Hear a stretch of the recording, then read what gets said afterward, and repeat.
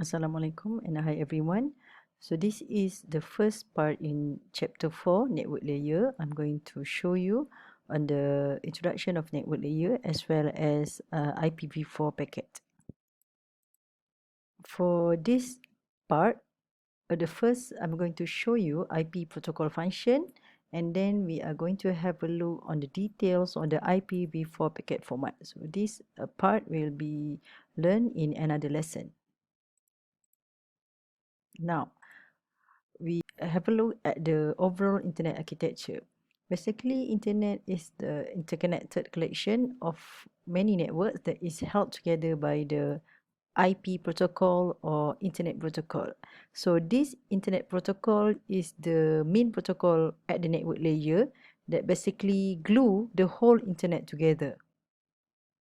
In the network layer, the internet can be viewed as a collection of networks, or we can say autonomous systems that are interconnected. So if you can see here, there is no real structure, but there are several major backbones exist. Okay, we have a US backbone here, European backbone here.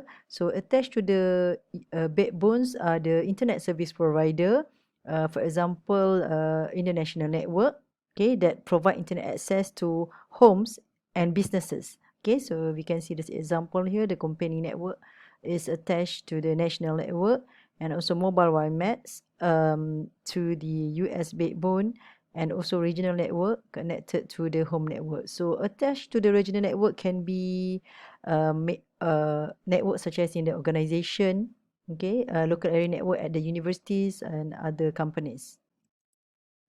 So next we look at the internet working principle.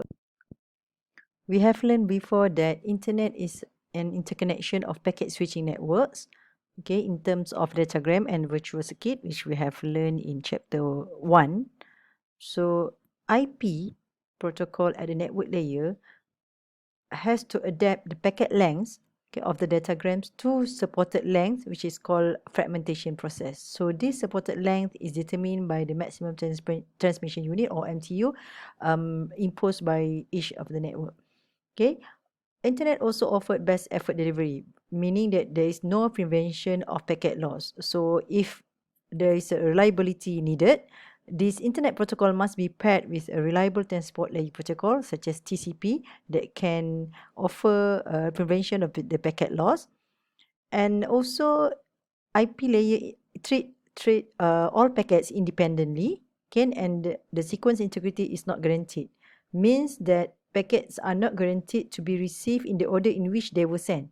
Okay, perhaps for example, at the destination, the packets are received at not in sequence order. Also, routers use destination network and not host address to forward the packet. Okay, means that router only need to know on how to reach a network rather than how to reach a destination, and there is no influence of source host on route for the normal IPv4.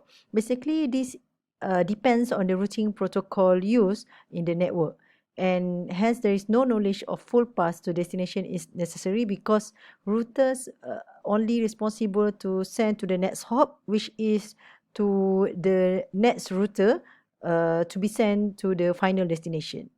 So we can say that the role of the network layer is actually very simple, which is to move packets from a sending host to a receiving host.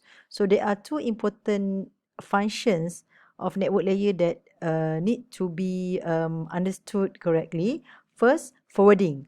Forwarding means forward to the next hop. Okay, it refers to the router local action of transferring a packet from an input link to the appropriate output link. Okay, and another term is routing. So it refers to network-wide process that determines the end-to-end path up until destination, meaning that how to take the packet from the source to the destination. So there are two important functions, which are forwarding and also routing. Okay, so again, internet only offer best effort delivery. Okay, we can say the simple example of this best effort delivery is just like delivery service of the post office for the regular mail. Okay, because we know that for the regular mail, the delivery does not always succeed. Okay, for if an unregistered letter is lost or damaged, so it is up to the sender or the recipient to discover this. The post office itself will not keep track of every letter and cannot notify a sender of loss or damage of one. So this example is just for the unregistered letter or the regular mail. So this is what internet working principle relied on. Okay, we will have a look at the functionality of network layer at source, router, and then at the destination. So first we look at the network layer at source. So network layer at source is responsible for creating a packet from the data coming from another protocol. For example, from TCP protocol, which is at the transport layer. Okay, through the encapsulation process. Okay, encapsulation means putting together the header to the datagram of the packet. Okay, so the header of the packet will contain logical addresses of source and also destination. The network layer also is responsible to check routing table to find the routing information. For example, the next router that this datagram has to be forwarded to. Okay, and if the packet is too large, the packet has to be fragmented through the fragmentation process. Fragmentation means splitting the large datagram or the long datagram into several datagrams, several smaller packets. So that's what it's meant by fragmentation. So after the process at the network layer, the packets will be sent to the data link layer for the next process. So the next, we will see the functionality of network layer at router. Okay, we can see here the router. Okay, the network layer at the switch or router is responsible for routing the packet. So when a packet arrives, the router or switch will consult its routing table here and finds the interface from which the packet must be sent. In other words, it will find the next hop address to forward the packet. Okay, so the packet, after some changes in the header, okay, there will be some changes in the header and the written information here, it will be passed again to the data link layer again for the next process. Okay, next, the network layer at the destination. So the network layer here is responsible for verification of address. This is to make sure that the destination address on the packet is the same as the address of the host. If the packet is fragmented, means the packet is splitted into smaller packets, the network layer here has to wait until all fragments have arrived. For example, the original datagram is very large, so it has been splitted into 5 smaller fragments or smaller packets. So this network layer at the destination have to wait until all 5 fragments arrive before reassemble back all the fragments and delivers them to the transport layer. Okay, so now we look at the internet protocol. So recall back the meaning of a protocol. So protocol is a convention of data formats, convention of what data units signify, and convention of the interaction of state machines. Basically, a protocol is an agreement between the communicating parties on how communication is to proceed. We can say that IP is a protocol even though there are no state machines involved, and it is the transmission mechanism used by the TCP/IP protocols at the network layer. Basically, it is the main protocol at the network layer. So this internet protocol is very important to divide the worldwide network, which is a very large network, into several smaller bridged networks, okay, so that the management of the network is much more easier. Recall back the position of the network layer at the TCP/IP protocol suite, okay, from the application layer, transport, network, data link, and physical layer. So internet protocol here can be thought of as one of the main protocols at the network layer, followed by 3 other protocols that help this internet protocol. So this internet protocol is responsible for packetizing, forwarding, and also delivery of the packet at the network layer. There is another protocol here which is called ICMP, the Internet Control Message Protocol, which we will learn in the next lesson. So this ICMP help Internet protocol to handle some errors that may occur in the network layer delivery. And there's another protocol here called Internet Group Management Protocol, or IGMP. It is used to help IP protocol here, or IPv4 in multicasting. And another one is ARP, or Address Resolution Protocol. Again, we will learn in the next lesson. It is used to map the network layer address to the link layer address. Okay, so if we look at the application layer here, we have learned some of the protocol, for example, FTP, DNS, and also SMTP. At the transport layer, we have learned about TCP and UDP, and also introduction of the SCTP. And so now we focus on the IP, in particular IPv4 or IP version 4. Okay, so to sum up, these are all the IP protocol functions. As I've said before, it offers connectionless, unreliable, best effort delivery of data. It is also responsible for data addressing and forwarding. So in terms of addressing, we will learn into more details of IPv4 addressing in the next lesson. IP header check to check whether there is an error or not. Segmentation and reassembly, or we call it fragmentation, to split the larger datagrams into smaller packets that can pass through the network which has been imposed by the MTU, or maximum transmission unit, and also error reporting using ICMP. I think it is worth to mention that this datagram addressing and forwarding are the most important components of the IP protocol. Every host and router on the internet has IP address that can be used as source address and also destination address. But it is important to note that IP address does not actually refer to a host. It really refers to a network interface. So if a host is onto networks, it must have two IP addresses. However, in practice, most hosts are on one network and thus have only one IP address.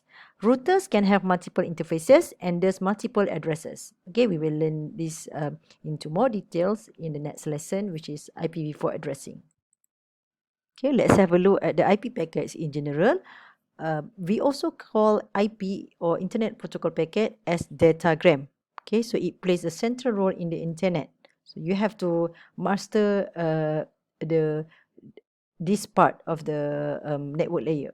So IP packet header is transmitted before user data. So this is a header and user data. So the maximum total length of the IP packet is 65,535 bytes, and minimum total length is 20 bytes. So this minimum total length is considered only header, and there is no data or payload. Okay, this is IPv4 packet header format. Okay, a datagram basically is a variable length packet which consists of two parts, header and also data. Okay, so header can take from 20 bytes, the minimum, to the 60 bytes maximum in length, and also contains information essential to the routing and also delivery. Okay, and the data can take from 20 to 65,535 bytes. Okay, so the bits here are transmitted from left to right and also from top to bottom, with the higher order bit of the version field here is going first. So it is customary in TCP/IP protocol to show the header in 4 byte section. If you can see here, 4 bytes, 4 bytes, and this is another 8 bytes, okay, and so on. Okay, so this part here shows the header part. Okay, so we are going to look one by one into details for the packet header field, on each of the packet header field. So the first field here is called version. Okay, so it takes 4 bits. It specifies this IP protocol version of the datagram. So currently, for this example, this is version 4. Okay, so version 6 may totally replace version 4 in the future, and we're going to learn version 6 in the next chapter. The next 4 bits is called HLength, or header length. Okay, it defines the total length of datagram header in 4 byte words. Okay, so I repeat, it define in the total length of the datagram in 4 byte words. Because if we look here, the packet header can have options, okay, from 0 to 40 bytes. So because it can contain variable number of options, These 4 bits are needed to determine where in the IP datagram the data actually begins. Okay, to mark actually the start of the payload or the data at the datagram. So it points to the first data word. The minimum is 5. Okay, means that if only 20 bytes header is used, so 20 divided by 4 is equal to 5. So if all 60 bytes are used for the header, the value in the header length here is 60 divided by 4, which is equal to 15. Okay, so if receiver receive this header length value, first it needs to multiply this value by 4 to determine the total length, the actual total length. Okay, so the next in the IP packet header field is differentiated service. Okay, so this is basically this one. Okay, service type previously known by type of service or TOS. So this field is intended to distinguish or differentiate between different classes of service. We can have various combination of, for example, reliability and speed. For example, digitized voice, fast delivery is better than accurate delivery, or file transfer. Error-free transmission is actually more important than fast transmission. So if you have a look here, there are 8 bits, okay, for differentiated service. Two last bits here is unused, and there are 6 bits that form the code point start field.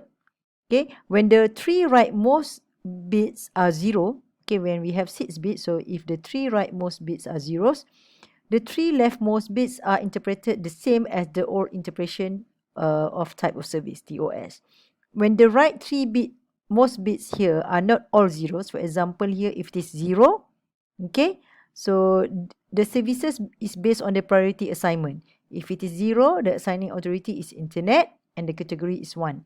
If it is 1, 1, assigning authority is local and the category belongs to category 2. And if it is 0, 1, it is temporary experimental. It belongs to category 3. Type of service is able to differentiate between different type of datagram. For example, some of the datagrams require high throughput or low delay, or it can tolerate with the high delay and so on. So this is the example of the default type of service. The 4 bits here represent the first 4 bit in the code point of differentiated service. Okay, so remember we have 6 bits that form the code point. Okay, we have 2 last bit here that is assigned by the assigning authority. So the first 4 bits here determine the type of service. You can see the example of ICMP. If the toast bit here is 0000, this description is the normal, means datagram is treated as normal datagram. Okay, if it is SMTP data 0100, so this datagram needs to have maximized throughput. Okay, if it is DNS UDP query, it needs to have minimized delay, so it is treated as a priority to minimize the delay. Okay, so next we look at total length and the IP packet header field. Okay, so this is total length here. So it takes 16 bits. Okay, it means the length of the datagram in octets, including IP header as well as data. Okay, so the most is at maximum, which is 65,535 octets. Octets here also means byte. 1 octet is equal to 1 byte. So this total length is measured in bytes. So since this field is 16 bits long, okay, only this 65,535 octets is the theoretical maximum size. However, normally datagrams are rarely larger than 1,500 bytes. So total length here is needed to determine how much is real data and how much is the padding, and this total length can be compared to the header length just now to determine the total number of data. The next field is identification bit, which takes 16 bits. It is used to identify the transmitted datagram and used by the receiver to reassemble fragmented datagrams. Okay, so this is because all the fragments of a packet contain the same identification value. So remember what I said just now, fragmentation is a process where you splitted a large datagram into several smaller datagrams. So all these smaller datagrams will use the same identification number.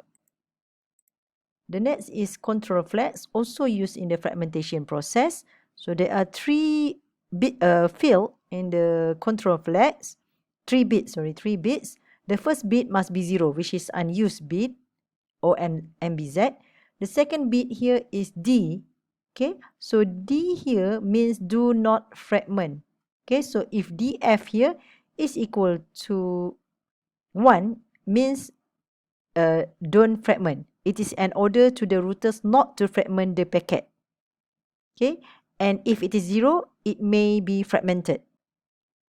So this DF bits is used as part of the process to discover the path maximum transmission unit, which is the largest packet that can travel along a path without being fragmented.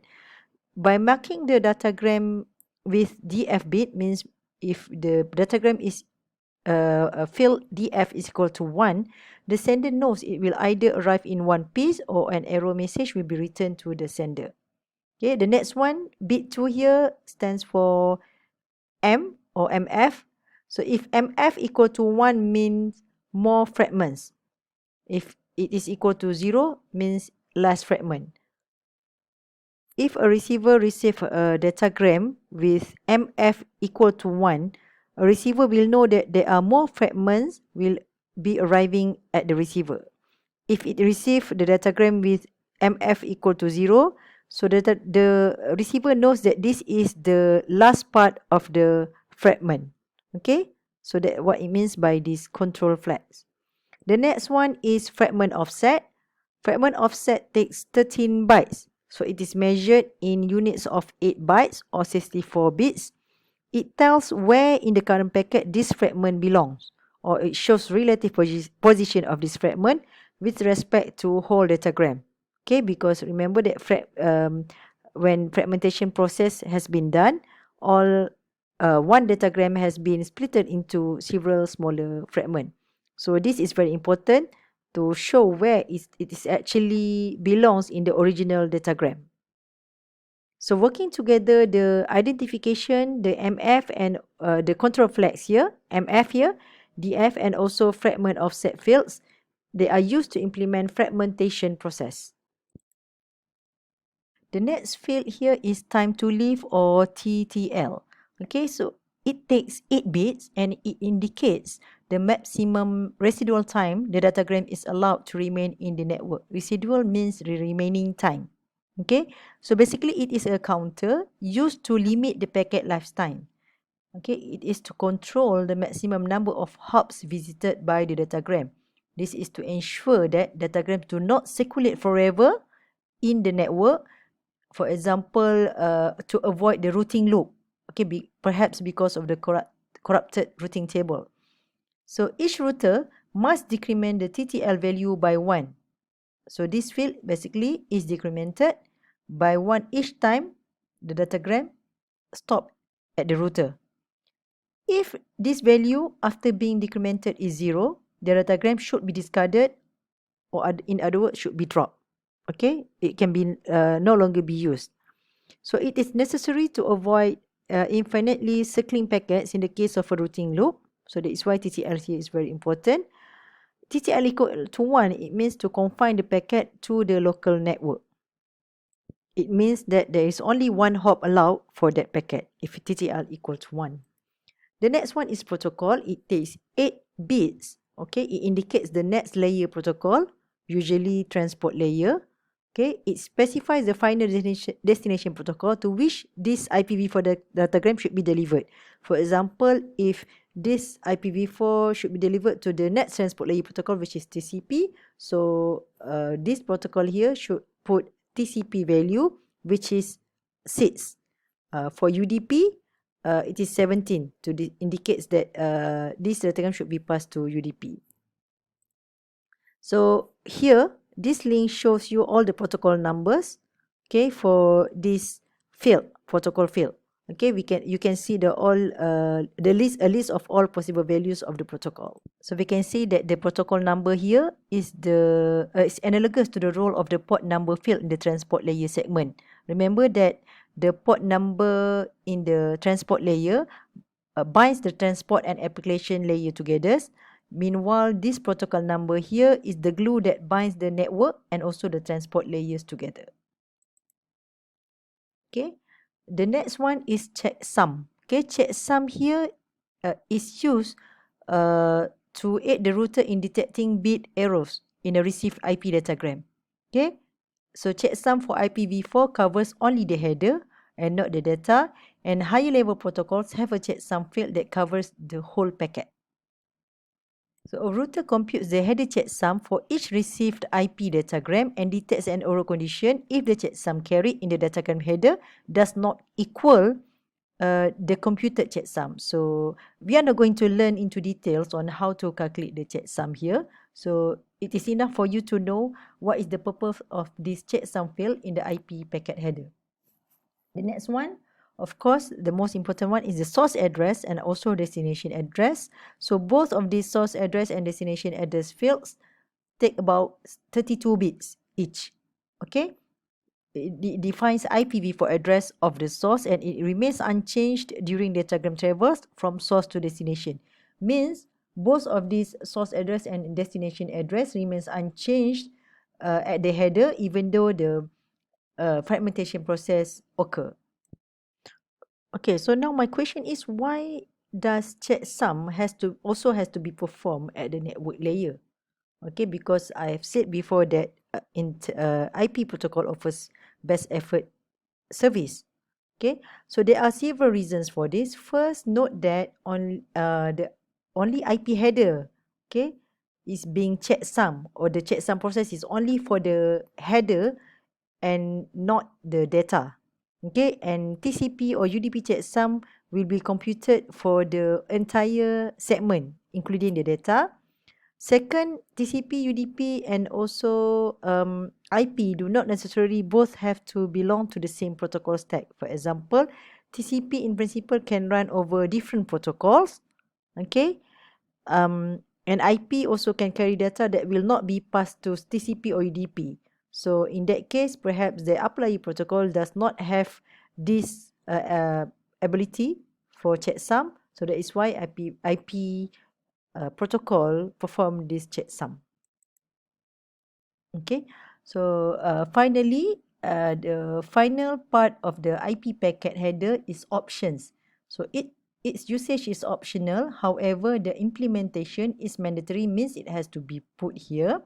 Okay, option length here is number of octets in option type plus option length and also option data. Okay, if you can see here, 8 bits, the first 8 bits here is type. Okay, the second 8 bits here indicate the length, and also the remaining bits is variable length. Okay, so these options can be used for network testing and debugging. Although options are not required, part of the IP header, means it is optional. However, options processing is required of the IP software. It means that all implementations must be able to handle these options if they are present in the header. So you can see here different function of the options. You do not have to actually memorize this. This is for your knowledge. Okay, so after options, finally, there are data part, okay, which I did not put here because this is only the header. This shows only the header. So this is the most important field, which is the data. Okay, it comes after the option. Okay, so this is all for the IP protocol function as well as introduction to IPv4. So in the next section, the next lesson, I'm going to show you more about the fragmentation process. So we meet again in the next lesson.